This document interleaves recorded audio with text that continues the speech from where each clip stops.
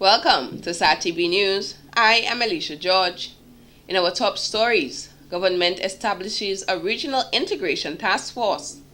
One of the most important food crops in the world under threat in the Caribbean. South Korea ferry, bad weather hampers search for survivors. And in sports, Goodwill Primary School wins Sports Division Girls Football Competition. Details of these will follow. The wheel of change is here at SAT. New and exciting rewards just for you. SAT customers, simply pay your bill and get the new Loyalty Plus plan for free. That's 26 channels absolutely free for a limited period.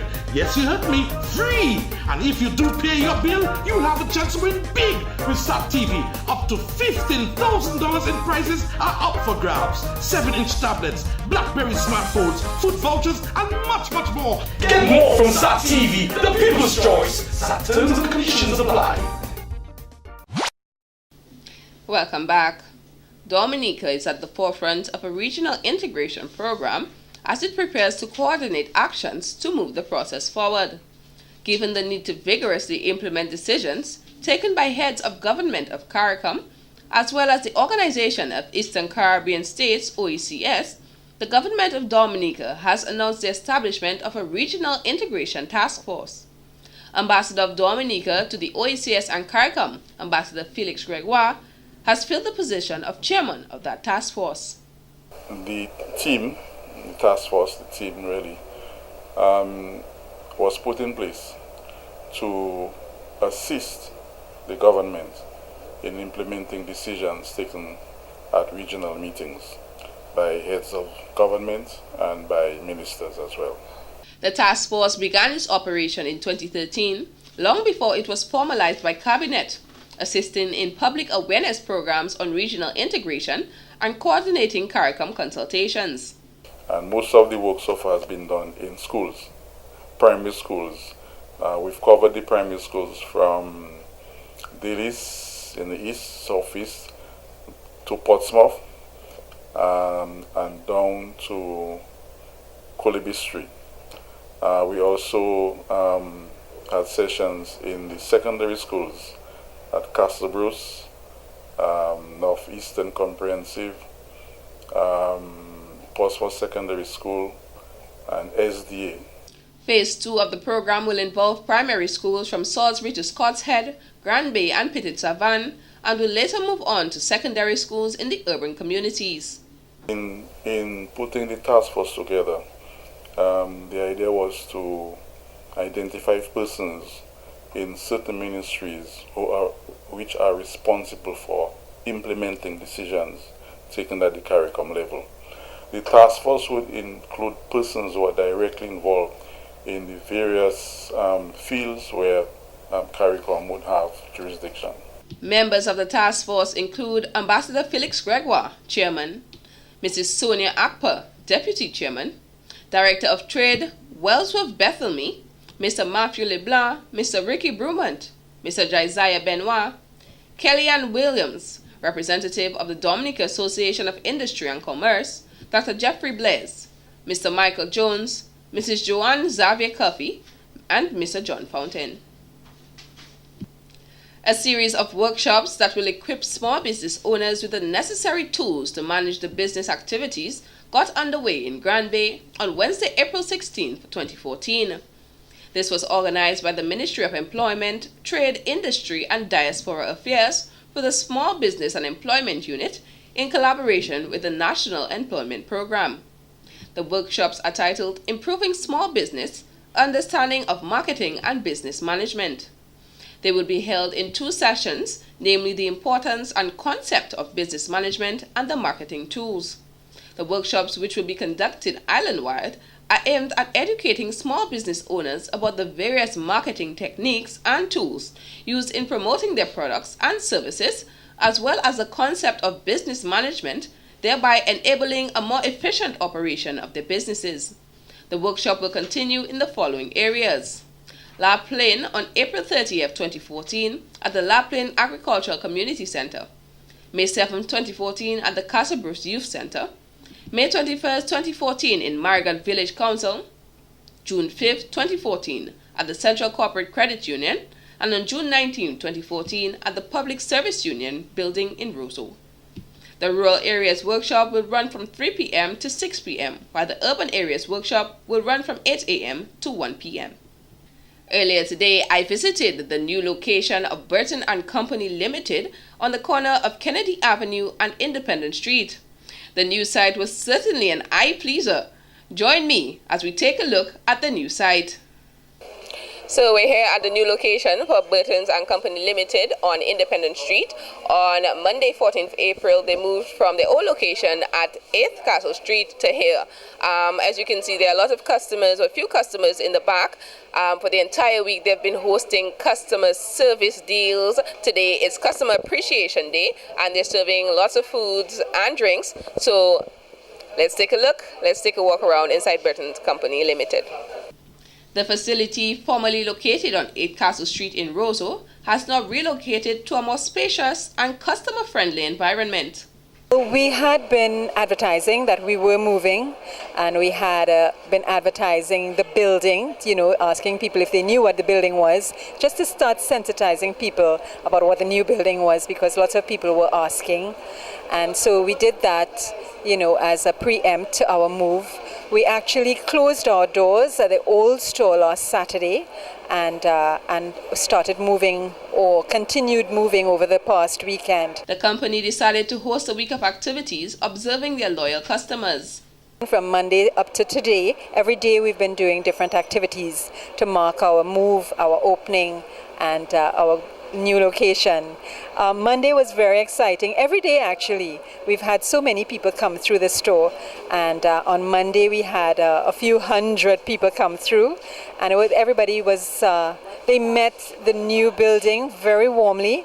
They loved the location, they loved the space, which we didn't have much of in our previous locations. So customers are pleased and just as excited as we are, I think.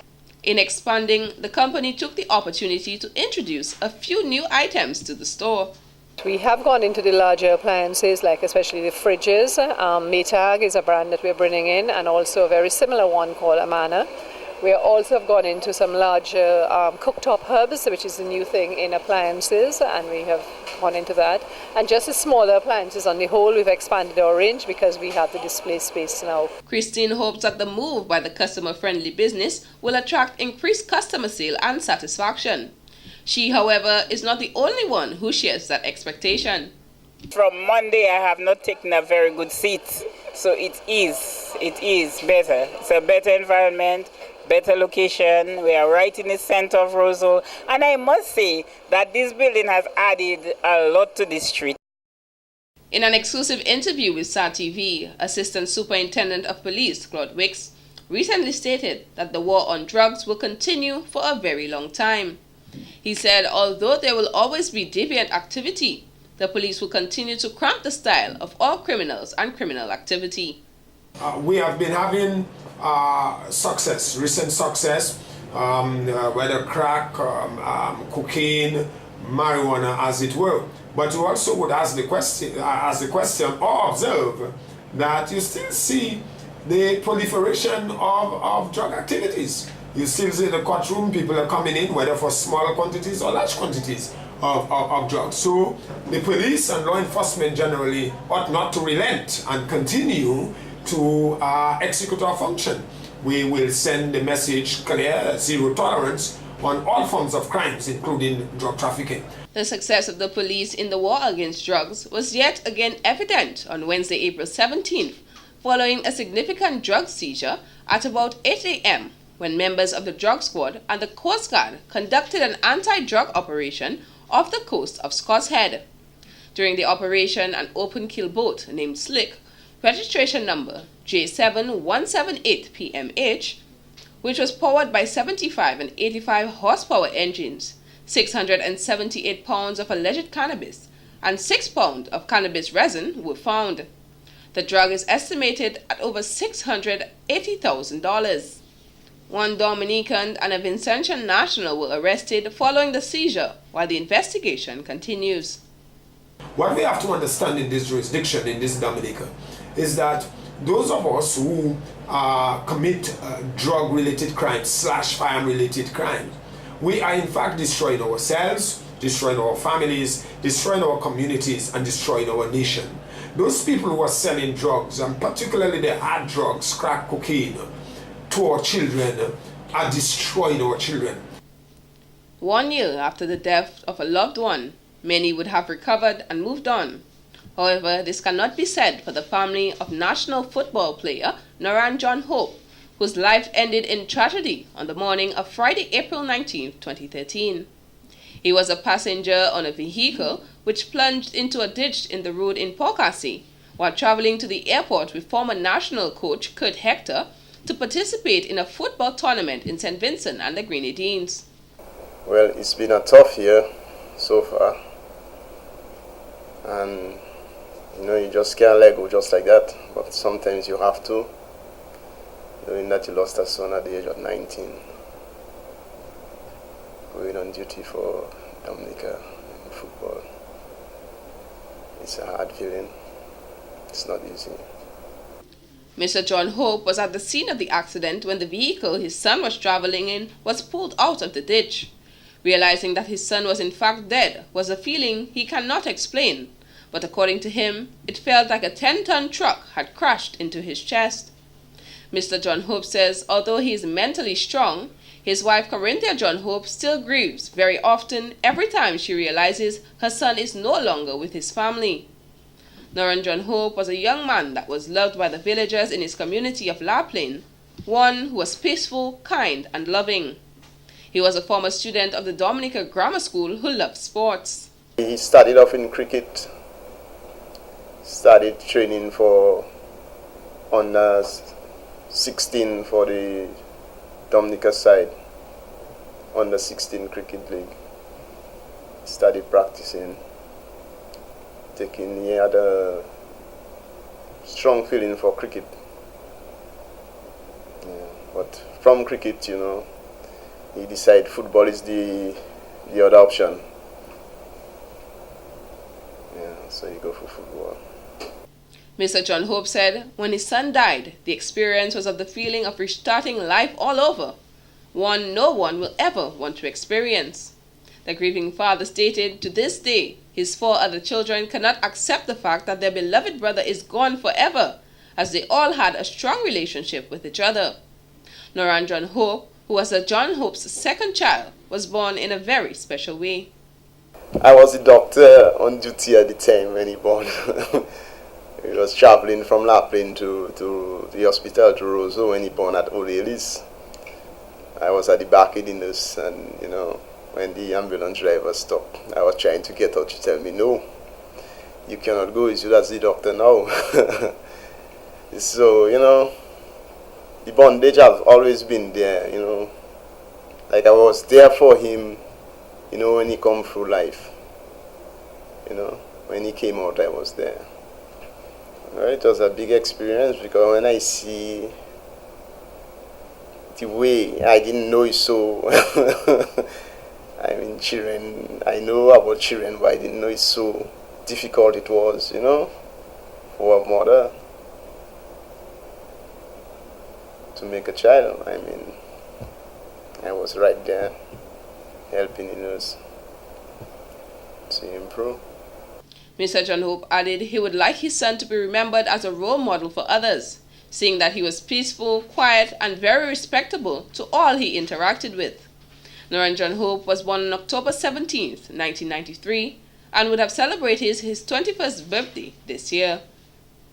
He lived for football and died for it, with the words of Miss Gwenny Hector, sister of the deceased national football coach Mr. Kurt Hector, in an exclusive interview with Star TV on the first anniversary of the death of her brother. She said, to this date, there is no way to comprehend the tragic loss of her beloved brother.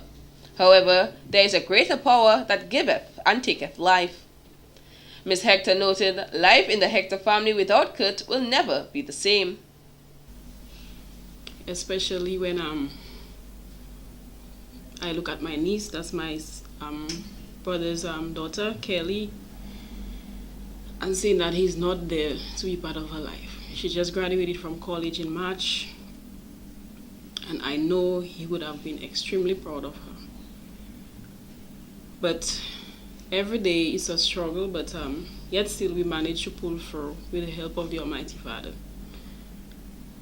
Well, my brother was a loving, kind, warm-hearted person, enjoyed a good laugh, loved his food, and most of all, he lived for football. Ever since I can remember from younger days. I have seen him play football so many places, in Dominica, in Martinique, being on the DFA technical team in Barbados, and being the coach in Dominica. She revealed that it was her brother's love for football that led him to be one of the founding members of the La Plaine Sports Academy, which was instrumental for the development of football in that community. The death of her brother, she said, left a void in her, one that can never be filled since they enjoyed a very good relationship and were only 2 years apart. And sometimes I sit and I think back, and then it's like it doesn't feel real. It really doesn't feel real.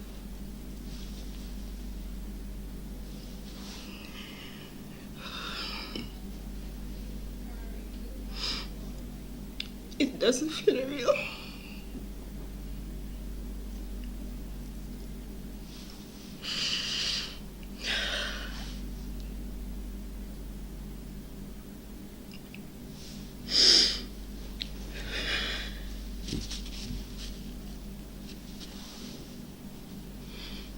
Because my brother lived at home with us.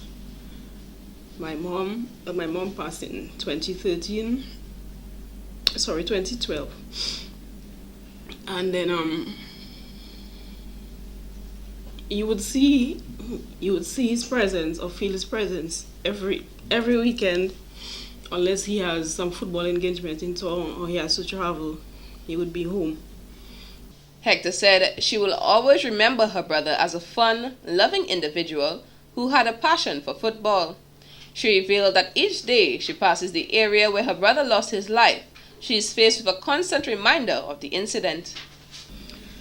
Well, sometimes I have a lot of questions. What if? And especially when I look around and I look at my niece. So many unanswered questions. And you say those things, if he was around, he would have been happy. For instance, he's an Arsenal fan. He was an Arsenal fan. And sometimes when I look at football and the team win, I say, boy, my brother would be happy today. Because at home, he would sit with his nephews and his daughter and watch football. And they would exchange ideas, they would have their little discussion of football. So many what ifs come to my mind that I will never have answers to.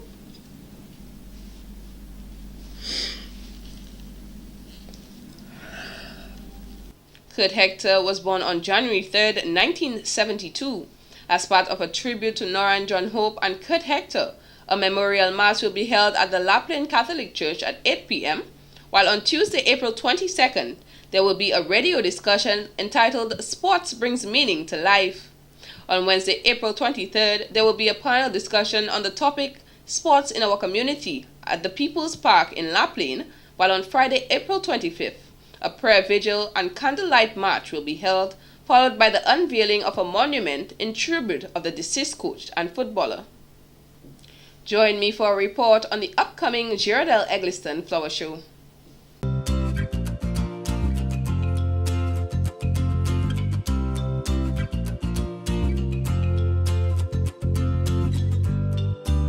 So we're speaking with Miss Stephanie Royer, president of the Girardel Eggleston Flower Group, and she's going to tell us a bit about the flower show this year, what has changed, what hasn't changed, and what you should expect. Good morning and thank you. This year the date we changed. First thing we changed the date back to the May Day weekend. We will be opening from Saturday the 3rd of May and going through the 7th, Wednesday the 7th of May. This flower show market fair, and the market aspect of it used to be on the roadside, but then because of congestion, traffic congestion, we since we got this parcel of land, we decided to have everything on this site. The theme, I'm told, was chosen by a 10-year-old. Yes, I was. What was the process exactly that you used to determine, which was the best theme to use for this year? We invited the school children, the primary and secondary school children of the community, to suggest themes, and then the committee, after they did that, the committee met and looked at them individually, and we thought, oh, creativity with flowers sounds good, and that we have been doing, very creative with flowers. So we say, okay, that fits in well, Now I heard there's big things in store for this year. There's also a competition, a mini competition or a prize giving. We will be awarding the winner of the competition on that day at the opening of the show. And how many persons are participating this year? Well, we expect the entire community, as always. Yes, they donate their flowers, and some will be putting up booths where they will be selling their flower plants, and which is one thing people always look forward to, flower plants, when they hear flower show.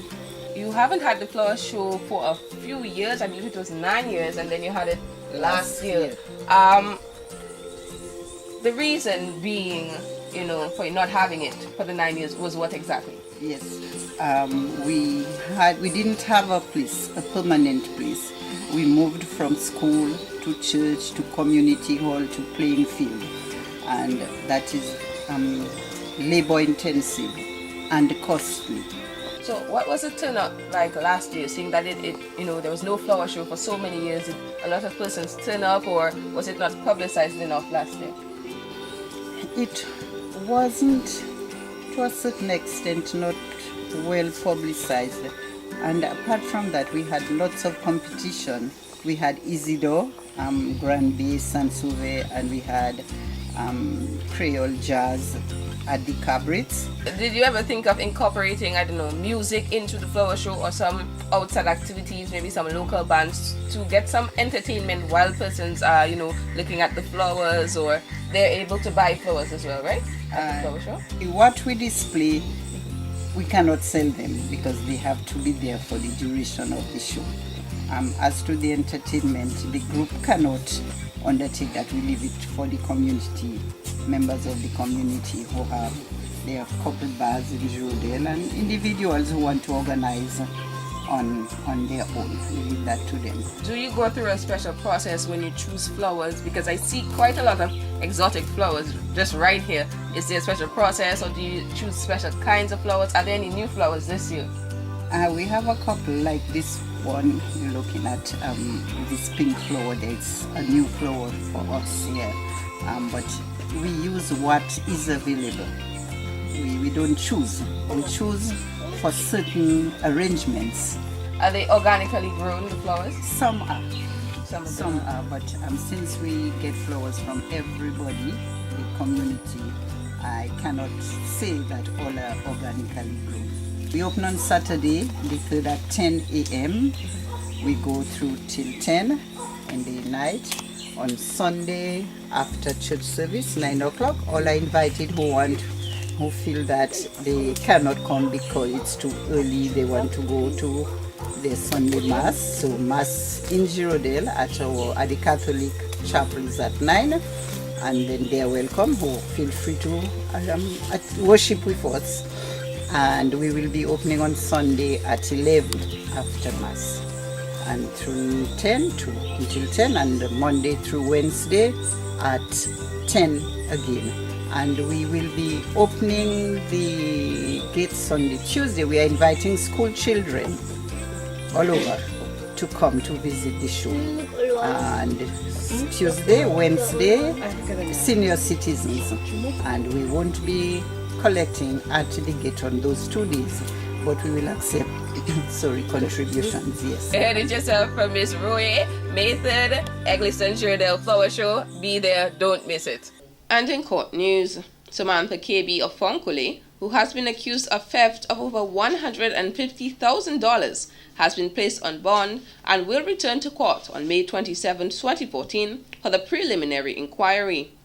The charge states that KB stole $159,838.15 cash from Dev Trading Limited at Roseau between March 31, 2009 and October 31, 2010. She was also charged with falsifying 31 National Bank of Dominica checks belonging to Dev Trading, required for an accounting purpose. At the time of the incident, KB had been employed with the company. She was not allowed to plea as the offense is indictable and will remain on bail with Coralie Prevost as her surety. Meanwhile, Grace Tong of Castle Comfort has decided not to press charges against a Mao man who was accused of stealing a number of items from her, including her passport. In court on Friday, she told Magistrate Candida George she was not threatened nor promised anything to appear in court, to state that she was not interested in the matter, which was withdrawn by the prosecution for want of prosecution. According to her, she loved the accused and did not believe that prosecuting him would be in the best interest of anyone, including herself or the young man. This has been the local segment of the news. Coming up next, regional highlights.